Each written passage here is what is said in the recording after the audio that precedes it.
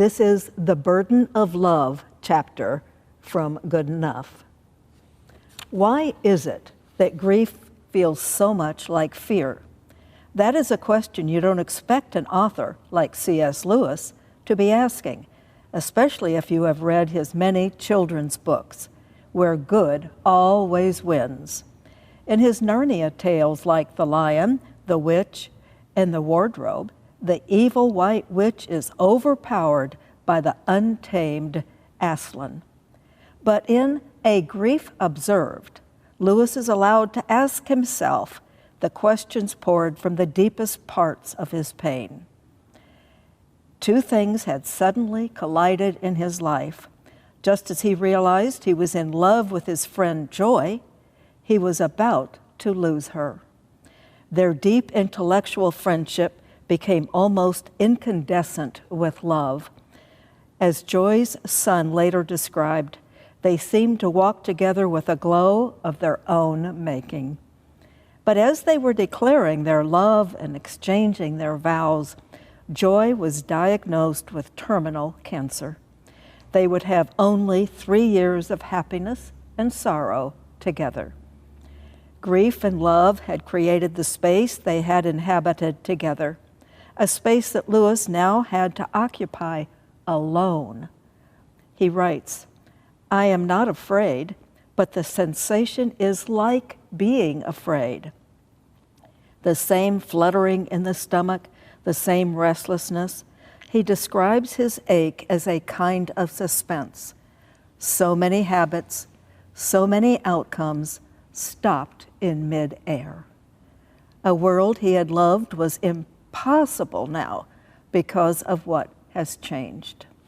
Lewis tried to draw a map of what was happening, first to understand it himself, and then perhaps to help others experiencing the same bewildering new reality of love lost. But what Lewis discovered was not a map, not even a state of being, but a process. Grief couldn't be charted because it couldn't be pinned down. It didn't need a map, but rather a history. There was something new to be described every day, but not controlled. Oh no, grief has a mind of its own. Lewis explained how loss leads you down deep ravines that descend in winding circles. It brings you to eerily normal spaces where it seems you can breathe again, like you always did, and then suddenly you're crying like you're 8 years old.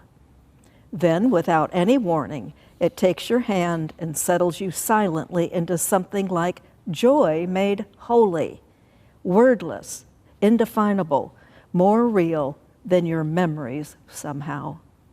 There is nothing we can do with suffering except to suffer it, says Lewis. When we have lost someone, advice from other people can sound a lot like white noise. "Oh, she's in a better place. At least he's not suffering anymore." A veil seems to descend between the grief-stricken and everybody else in the normal world. It makes us yearn for communities who carve out space for mourning, like the Jewish custom of sitting Shiva, where friends and family gather for 7 days together, or how people in Greece and Portugal encourage widows to wear black for months, creating a reminder for others of their loss. We all need a bit of permission to allow ourselves time and space to feel the weight of loss and move through it in our own way. So, my dears, what can then be said of grief except that it is a burden of love? It can't be defined or drawn, only suffered. But what must be said, what must be given, is the permission to feel it. All of it, not as a state, but as a process. No one can tell you what that process must be for you just now. You gently, gently let it lead you through.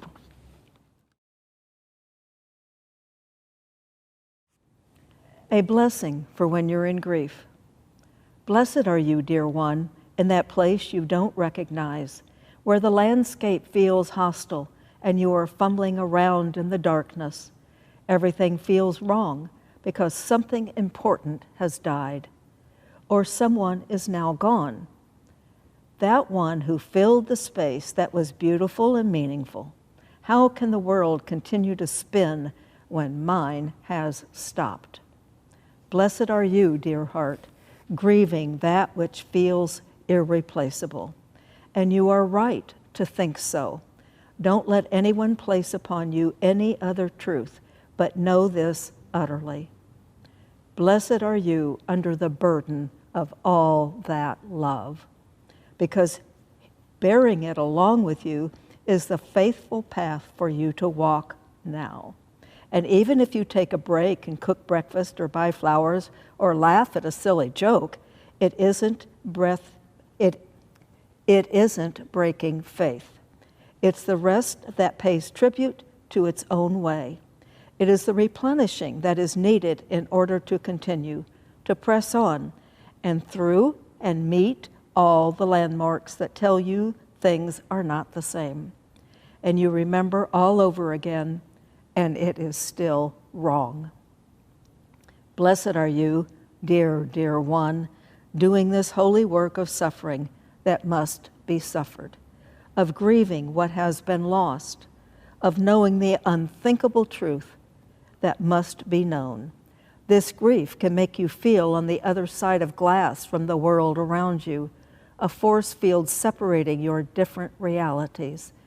Yet blessed are you in your reality, for yours is the one most seen by God, who breathes compassion upon you even now, who has walked this path and who leans towards you, gathering you up in the arms of love. Rest now, dear one. You are not alone. Amen.